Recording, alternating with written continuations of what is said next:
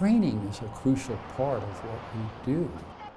$1.5 million helps fund training for Michigan's police officers. Now that money is drying up. NBC 25's Stephanie Parkinson in our newsroom tonight to explain why. Without proper training, law enforcement agencies could face lawsuits. Stephanie? Yeah, Bill, it's a fear for both the people who live in Flint and those who enforce the law there. In mid-Michigan, more than $130,000 is spent every year making sure police officers and sheriff's deputies are properly trained. Now that money's going away.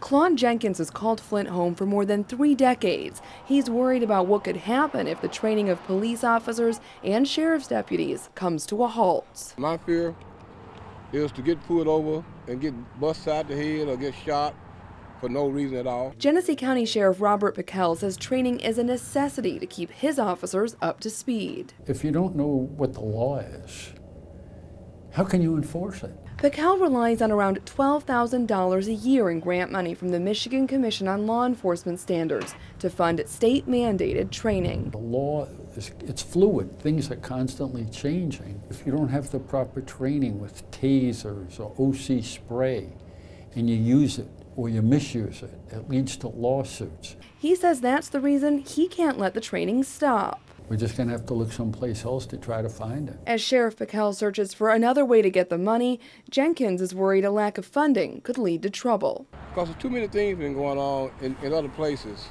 and a lot of it probably has been going on here.